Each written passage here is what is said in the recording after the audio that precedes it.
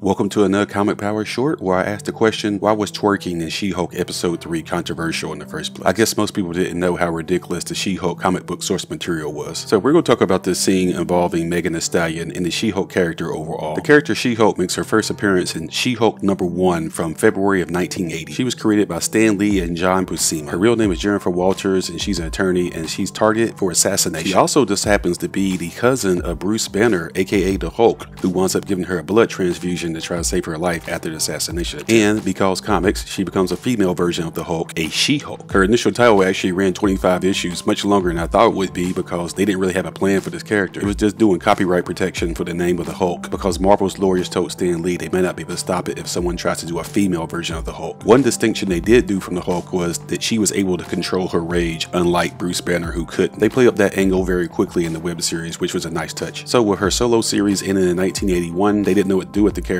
so they put her on the Fantastic Four, the Avengers, and other guest starring spots. And they decided to make this character less aggressive and more sexy. In a dominatrix, she will punish you type of way and you will love it. This character started to develop a cult following, so they made her She-Hulk attorney at law representing superheroes in court. And they put it in the hands of this man, John Byrne. He's most famous for his X-Men run, where he was the primary artist doing the Dark Phoenix saga, the Hellfire Club introduction, and the Days of Future Past. So they let him write it and draw it and do whatever the hell he wanted to do. So the Sensational She Hulk #1 makes its debut in January of 1989, and Byrne decides to make the character sarcastic, silly, fourth wall breaking, and completely over the top ridiculous. And Byrne decided to comment on the over-sexualization and exploitation of female characters by making fun of this trope by showing you this trope in an over the top way. And issue number 40 is probably the most controversial of them all, where John Byrne draws his own hand in the cover of the comic and forces her to jump rope naked. And yeah, she actually does it in the comic. She jumps rope naked, and you're looking at a gif of that right now. And like I said before, the character routinely broke the fourth wall and was self-aware that she was a comic book character, and she was doing all this 10 years before Deadpool did it.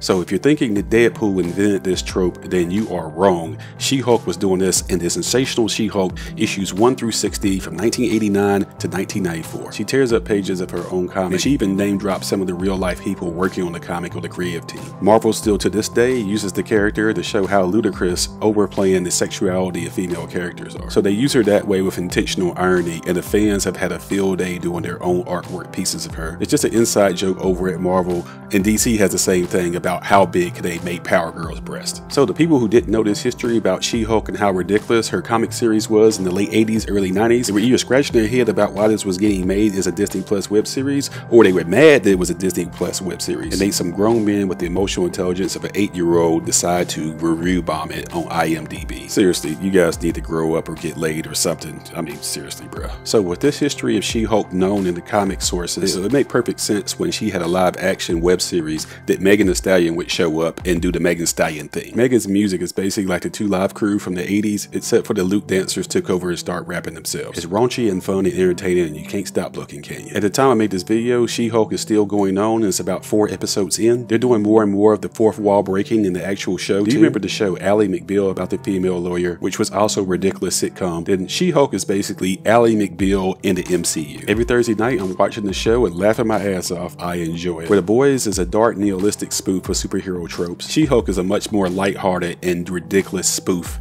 Be sure to subscribe to this channel, give it a thumbs up, and tell everyone you know about this channel to help it grow. And share it on the social media format of your choice. Like I said before, this is just a short. Watch some of our longer full-length videos where I stand up for female superheroes, such as why do so many men hate the Captain Marvel character, where I point out that they're just a bunch of big babies that need to grow up. And the video where I ask why does Wanda Maximoff get treated like a villain, but Tony Stark doesn't, and he's done stuff just as bad or worse than she has. Thank you for watching Comic Power. This is Comic Killer 72, out.